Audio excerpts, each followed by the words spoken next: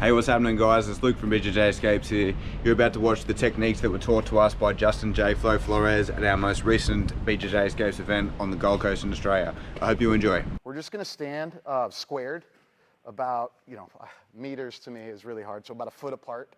Our hands are gonna be on the outsides of our shoulders, and my job is to make Joshua take a step, okay? I can only hit his hands.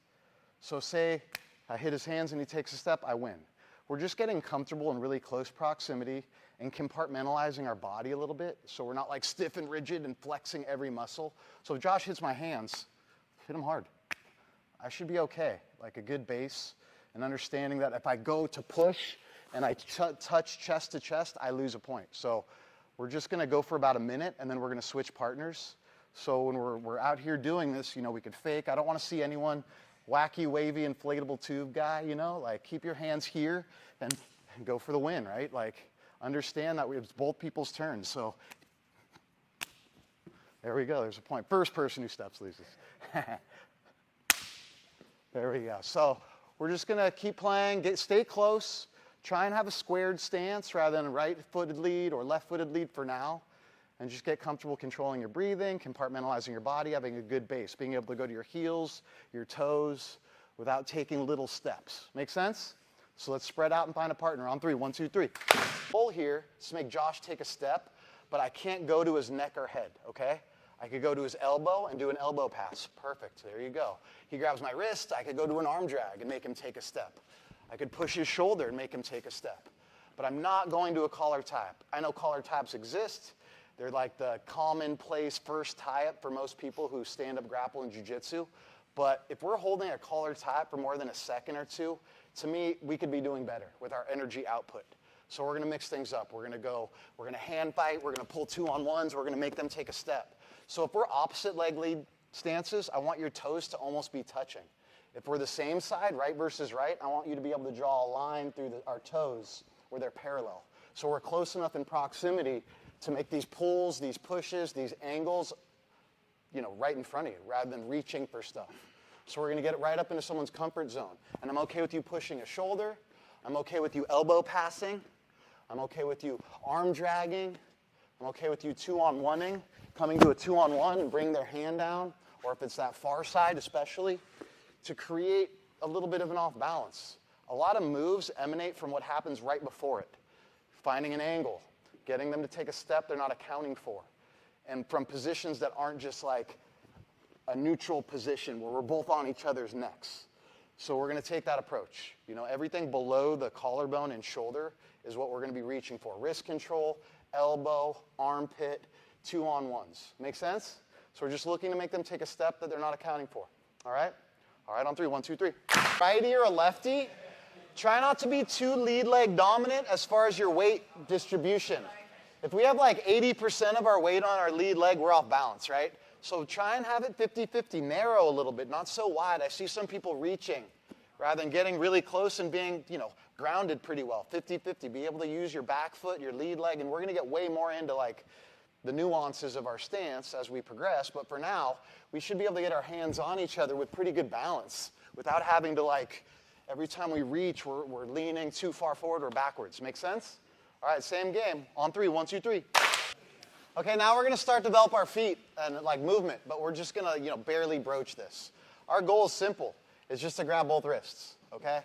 So I'm okay you leading with your left foot as a lefty and circling and pushing the shoulder and snapping a little bit, getting wrist control, that's a win, okay?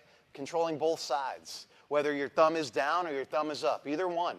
What I really am looking for here is when someone grabs your wrist, not bailing. It's okay to lose, but kind of die with dignity. I don't want to see someone grabs your wrist and you're like breaking away or you're using a knee to break it. No. Re-wrist. If someone grabs my wrist, look to grab that wrist back. Take what's given rather than bailing and flipping over the game board every time you're just a little out of position. I feel like that's where growth and development happens in a lot of positions. You're out of position a little, that's fine. Learn to function in that position and fill in a hole rather than bailing, doing everything, wasting all your energy to get back to square one. And that could be true for a lot of different positions. So take that kind of conceptually. Circling, if I'm a lefty, I want to circle a little more to my right. If I'm a righty, I want to circle more to my left. Pitter-pattering, having good footwork, not crossing your feet, not on your heels, on the balls of your feet. I like to think of it where a sheet of paper should be able to fit underneath your heels when you're grappling, rather than waddling like a duck flat-footed. Having your lead leg a little bit pronated and turned inward. That's good for down blocking, that's good for foot sweeping, that's good for reaping to the inside, it's good for a lot of things, for your shot, rather than kind of being outside. It's hard to move dynamically. We're going to re-attack, how we're going to score points here, okay? So my only goal here is to touch Josh's knee, that's it, okay? So we have to obviously be able to penetrate lower level, be able to get underneath someone in a way where, you know, it's a quick shot. We're not looking to envelop a leg or take someone down. But some really important keynotes about our stance. Like, I don't want you to be a human battering ram. I don't want anyone to just look down and no matter what, go crown of the head to the nose. So I want your heads to be up, your knees to be bent, your back to be a little upright. Here's our stance. And I like to always have my feet moving. I know it seems tiring, but it's really hard to react from a static position and be in time. If Josh was going to take a shot from here, it's really hard to down block someone's penetration shot from a static position. So if we're light on our feet and Josh shoots, I have a lot easier time down blocking that shot, receding my lead leg and bringing it behind me. And that's something that's really important. I mean, it's hard to do in a 2-minute game to build all those energy changing, and I have to get my lead leg light. Otherwise, I'm going to be late. And a lot of times the judo techniques you're going to be able to apply is when someone's entering rather than you trying to chase it. So it's almost like using it as like a trap or a bad attack. One of the biggest kind of notes that I live by on takedowns is I fall second or not at all when I'm using takedowns. I'm not going to like concede my position to fall down first underneath someone in the hopes that I drag them down with me. I want to have the high ground. I want to throw, finish, and have a limb in control in the transition. So we're going to go for 30 seconds, no more. I don't want to see any injuries. But we're going to be on our left leg first. And if you're a righty, I want you to be on your left leg. And if you're a lefty, I want you to be on your right leg. So, you know, I'm a lefty, so I'm on my right leg more often. So any tie-ups really go. But I'm using this lead leg to, you know, kind of hook and make them step. That's a point, right? I'm sweeping the back foot a little bit. I'm keeping my balance, and my posture is upright. I'm in like my head, my hips, and my foot are in alignment rather than putting my foot behind me. Now if you snap me down, I just lost a point. The only thing that can touch the mat is the bottom of your foot. So if I put my foot down, my hand down, I lost that point. So say I'm a righty, we're both righties right here. We could hook to the outside and kind of drive. We could kind of hook to the inside and drive. We could use sasai. Just keep your balance and be comfortable with this. And, you know, we could learn like the specific mechanics for a lot of these moves, but just it's a lot easier and build that, and only for 30 seconds, and then we're going to switch partners. I want you to be on your lead leg. So lefties on your right leg, righties on your left leg. Make sense? Questions? All right, on 3. 1, 2, 3. 2, and time. All right, shake it out, stretch a little bit. We got 1 more, maybe 2 more games. We're covering a lot of ground, and it gets me to see, you know, where everyone's level is, how many righties versus lefties, and kind of what, you know, how everyone's responding to this kind of training. Okay, so for now, we're just going to conjure our inner Greco-Roman wrestler. Okay, so we're upright, we have an underhook, and we have an overhook. My only goal here is to touch my hands underneath both of his arms, okay? There's a lot that goes into this, but it's a simple goal, right? So say Josh is pummeling and digging for a body lock. If my head goes below his chin, I lose. Just like I said earlier, die with dignity. That is not a good position in any form of combat sports. Or if I'm digging and his head goes down, MMA, he's eating a knee. Jiu-Jitsu, he's probably getting choked. So move into the space. Go towards the eye of the storm. Punch your underhook higher. So if Josh is pummeling and he's about to win, get that underhook higher. Just like in a rule of thumb of judo, if we're both right-handed judoka, we both have gis on. We both have a lapel and a sleeve. This is really common textbook judo. Whose ever right hand is higher is winning. If you're right-handed, I just controlled your right hand and it's lower than my right hand, you're not going to be good. So the same in a pummel. If my right hand is higher than his, do you feel comfortable? No. This is a winning position. Then it's easier to pummel. So I want you to be able to move your feet. I want you to be able to kind of switch over in our pummels. If he pummels to get a double underhook body lock, pummel to the other side. Now I have a left-sided pummel, right overhook or tricep grip. Right? I don't want to see just endless pummeling with space. I want you to be okay, like, having a trapped arm in here. Maybe breaking his balance to then pummel through and win that body lock. Like, use off balances to get what you get rather than forcing, a little T-Rex pummel arm that's never going to make it in there. If we break balances with the thigh pry, if we're able to, punch our shoulder into that space, we're going to create enough space to swim through, okay? And we're going to work on a lot of the things to fill in the holes of all these games. But like I said earlier, we're just getting used to these positions, just familiarizing ourselves with all the positions we're going to be in all week. Make sense? So like I said, we're not bending over. Our eyes are parallel with the, we're not looking down. We're here the whole time. If he's starting to pummel, punch up higher. Move into that space rather than concede, bend over, flex, and inevitably lose. All right? On three, 1, 2, 3.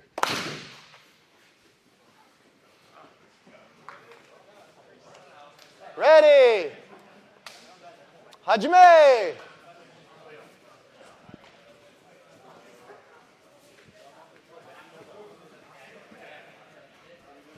Sliding your feet. I wear off all my shoes quick because I drag my feet everywhere I go. So you should be able to hear these things. These I'm sliding my feet rather than stomping my feet. So being on the balls of your feet, understanding how to move quickly, how to recede by pulling, how to move forward, how to circle and cut an angle, all with my inside control. So as a partner, as your uke, it's really important to be a good partner, win an Oscar. Do your best work as an uke so they do their best work for you. So be present instead of kind of just, when is it my turn? I have an inside tie, right? I'm either putting my thumb into that shoulder, deltoid armpit to keep them distance. To pull, I'm moving that and pulling, right? I want to have two hands on, right? I want to either have wrist control, square up a little for me. Yep. I want to have double inside tie. I want to have an elbow pit right here. If you try and come to my head or weave, do you see how difficult that is? By kind of locking that elbow. A lot of times it's really difficult for them to do things and they're going to expose themselves. And I'm controlling the inside. It's really hard for them to pull a good guard, to shoot well, to do any kind of takedowns from double outside ties. So we're just building that kind of conditioning to where we start. I'm already pigeonholing my opponent in a way that they really haven't prepared for. This would give me so much ease in any matches I had where I'd be in the tunnel, where you're second on deck, you're on deck, you're out there. Just be like, okay, I just got to get my right hand on him. I'll be okay. I don't have to think about the 38 moves that I might do or they might do, and that becomes overwhelming, and then you get nervous, your legs are heavy, and you're like overthinking things. It's just simple. I get my opposite of my lead leg hand on. My lead leg hand is my weapon. I'm either shooting with it, I'm snapping with it, I'm pushing with it, going to the wrist. I'm leading this dance. I'm circling, pushing, pulling, moving laterally, just for a minute, okay? As an uke, if someone's going on me, get to your left hand on me, right? Start to control and move me. I'm not fighting for the inside, okay? Allow them to get comfortable with that inside grip, with wrist control grip, snapping a little bit. They're doing all the leading, right? And if he's not moving, I'm not moving. I had really good movement as a budding teenager. And I went to a coach in upstate New York who's an Olympic finalist, 3-time NCAA All-American. And he said something I'll never forget. He's like, you move really well, but you never move them. I'm doing all this work for nothing. So be more efficient with your output. Be able to push them. Be able to make them move. Be able to make them react to what you're doing rather than just a bunch of needless movements. And that stuck with me forever. Just being able to create things they're not expecting leads to openings for techniques rather than doing a lot of movement and then doing a move. And they're still heavy on their feet. It's really hard to be successful that way. So we're just trying to open them up, get them to move with us. It's just like dancing, right? We're just leading that dance, either on their head, inside tie, wrist control, pulling, elbow pit, head, pushing. Just get used to that feeling of making them move their feet. Make sense? Questions? Awesome. On three, 1, 2, 3. Jackson, easy enough. Okay, so inside tie, our safe space. being able to down block someone's shot from there, being able to penetrate and shoot, being able to work towards better positions like underhooks and 2-on-1s and snap downs. So we're going to go, a lot of the things we're going to do today is just getting comfortable in the positions that we're going to learn moves from. So we're going to go to an underhook next, and there's a bunch of different entries to underhooks, a ton, where we're going to work on like 2 or 3 just to get used to it, and then we can build off of that. So as a righty, I'm going to be in my stance against Jackson here, and his hands are up and my hands are up, right? We're just doing our normal kind of thing and jockeying for position. And my right hand, what it's going to do, it's going to come from the outside thumb down, rather than reaching in front of me with my thumb up. So when we're kind of moving and hand fighting, I'm getting to this position, and I'm going to kind of crow hop step as I rotate my elbow to the inside to get my underhook. So I'm almost like pummeling and kind of rotating my arm in a way where I'm just threading. Even if we're, hand fighting in a way where there's my underhook. Now from here, for 30 seconds, I'm going to move around.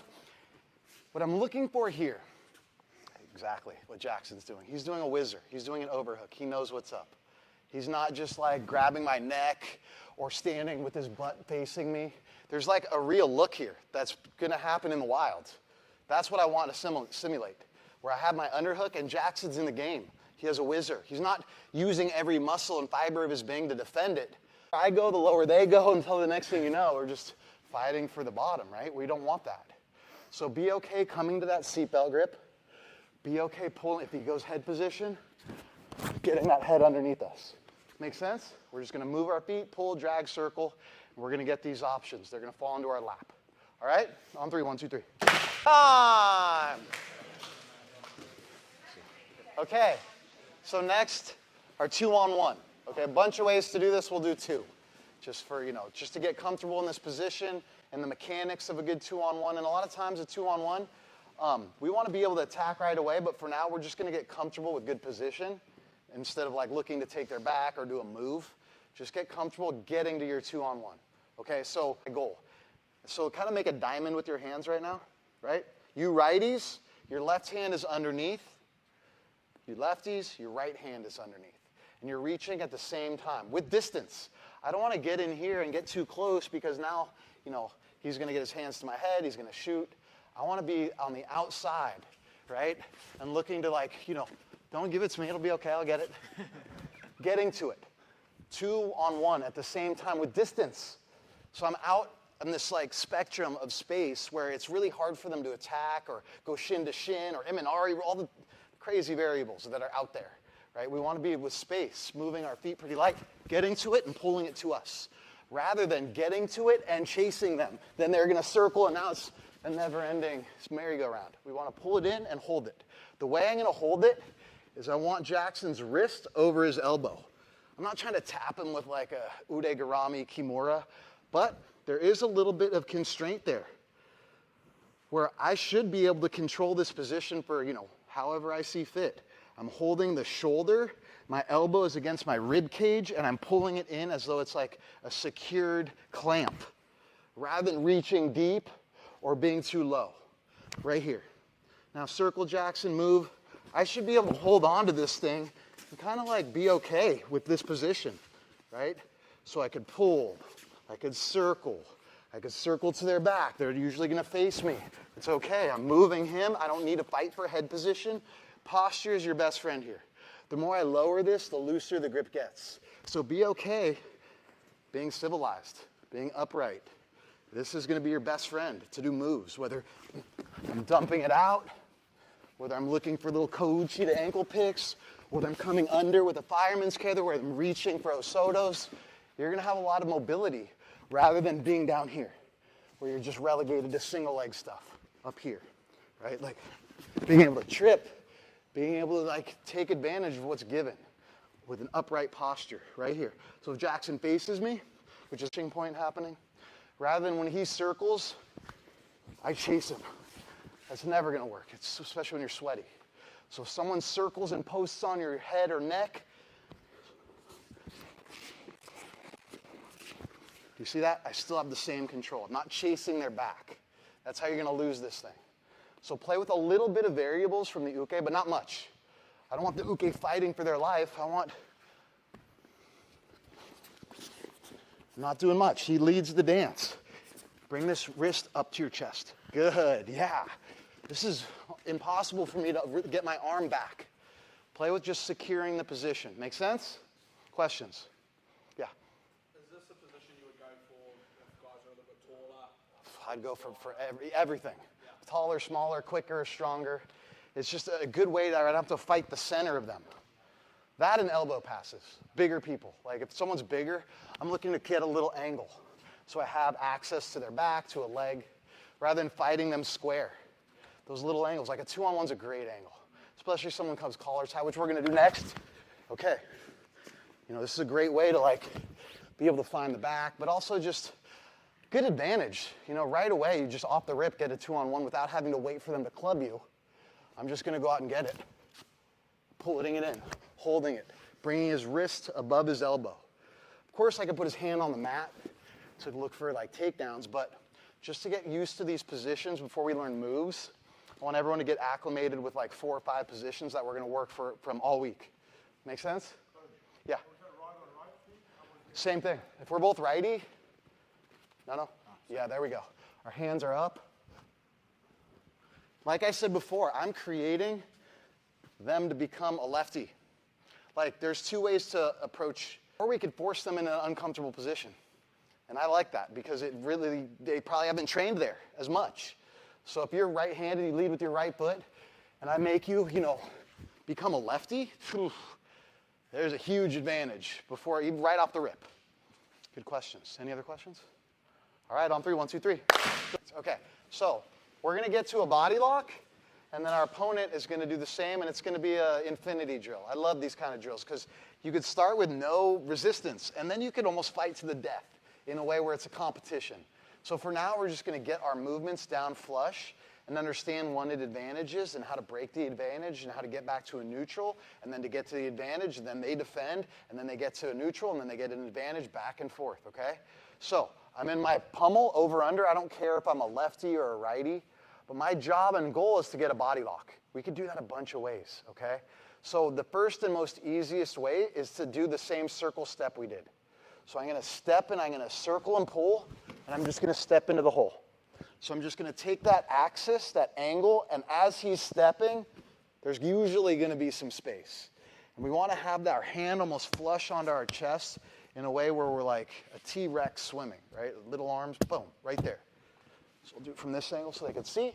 I step, I pull, now my body lock. So just for the sake of me teaching this, say Jackson gets his body lock. What I'm gonna do is like one of 15 things, but the easiest way is my hands are gonna go onto his hips with my thumb to the inside, right? Not here, here. I'm gonna shimmy my butt back and pinch my elbows to break that lock. I talked my way through that, and I heard him go, ugh. Like he was holding pretty good. And it's pretty easy if you rotate your hips in a way and bring those elbows in without looking down and compromising your position where a front headlock, a guillotine, the next movement of his offense comes into play. We're negating that. So I'm here. Now, the side that's opposite of my head is going to pummel, not the near side. There's no space in here. And then he's going to get his body lock again. So once we break that lock, there's space on that far side, right? So he just had the body lock. Now it's my turn to get a body lock. There's a bunch of ways you could do that, man. And I think the easiest one is just what we did, where we pull, we thread through. Right? Now it's Jackson's turn. God, that sucks. Right? You never think it's that easy. Okay, now it's your turn. How are you going to get your body lock, Jackson? Right? Good. Step into the hole. Close that distance. No, you had it. Step into the hole. Good. Into the hole. There we go. So now, with these variables, it's hard sometimes. We've got to clear some space. Knee shields. If we're angled, knee shield with your knee to the inside. If we're chest to chest, pry that foot, get some space, get to your own pummel. Now it's my turn. So now once you get to like the gist of it and the goals, you could have your own ways of getting a body lock, as whether they're good or not, really, right? A lot of times I like to just punch my shoulder to make it quicker rather than having to move their feet, right? Just like twitching that shoulder, coming to the inside. Now it's your turn to break that lock. God, that sucks. Yep, perfect. How are you going to get your body lock? Do, do, do, do, do. There we go. Right? It might be a thigh pry. Right? Now it's your turn. Good. How are you getting to that pummel? Come on. pummel the far side. You see how much harder that space was to get to? Good. Now how are you getting your body lock? Good, right? Might use a little space. I'm in that place. I might break his balance a little bit to get there. So you can start to build your own little off balances rather than just like continuously trying to swim and burn a lot of energy. We're just trying to break a little balance, make them do a step they're unaccounting for. A lot easier that way. And then once you understand, you become proficient, there's a lot of different ways to break that lock. I might do like a half of an uchimata just to get him to relinquish that lock so he doesn't hit his head on the mat. That's, you know, just saving himself. If you have a body lock and you throw that, just throw your right leg in between, I'm usually going to bail so my head doesn't hit the mat or I get thrown. That's what we're depending on. So you could show that uchimata in a way. Here we go. I have my pummel. Now it's 50-50. Now it's my turn to break his balance a little and pummel through for that body lock. If we're good at a body lock, this should be a no-brainer takedown. And we're going to get to, how to, rotate our hips, drag, front headlock, get to a winning scenario from a body lock. But for now, let's get comfortable like relinquishing, giving up position, getting back to neutral, then taking advantage and getting your position. Make sense? Questions? This is kind of complicated, but it's pretty simple, I get, right? Where we can start pretty slow and then build it for there's more variables. They might resist a little, and then it becomes a fun game. We're good? All right, on 3, 1, 2, 3. A couple positions from this base foundational position where they're whizzering, they're grabbing my wrist. I want to bring the foot up to the inside armpit and the outside armpit pretty seamlessly. I want you to break their balance, maybe put them on their hands. No one should fall down here, right? So if I have a single leg, I should be able to transition into this armpit pretty easily. Even get a little touch. Even push that knee down. Make him go to his hands. Come back to this, right? Get comfortable, maybe reaching through. Getting to this angle. Look at how easy I should be able to get this takedown. So getting able to function. And if he gets to my armpit, do you see I'm keeping you square? Yep. I'm not holding your head. This is the kiss of death. This angle is the kiss of death. To grab their head, that means you're going to get back swept or your back taken with a single leg and finish it. Not just because it's flexibility, but his balance. Just he's comfortable, here all day, rather than here. Might as well just give it up. So get comfortable with a whizzer and a wrist, and if he brings this to his armpit, with space, right? That's the 2 ways you're going to protect yourself from getting taken down.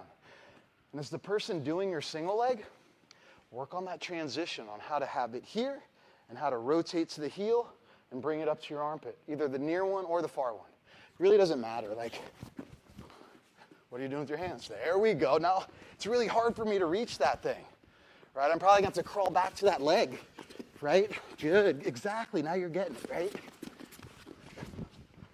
Right? There's a little bit of a battle, right?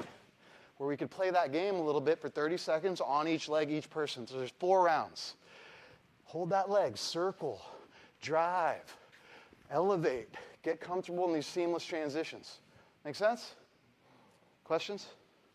All right, we'll go first person, grab a leg, then the other person's going to do 1 leg, then the other person do the second leg, and the last one. All right? On 3, 1, 2, 3. Righto guys, that's the end of the technique video for the day. I hope you enjoyed it and got some good takeaways from it. If you ever want to jump on board a future BJJ Escapes event, head over to our website or check out our Instagram page. We run events all throughout the year in a few locations internationally. Hope to see you on one of the events sometime soon. Cheers.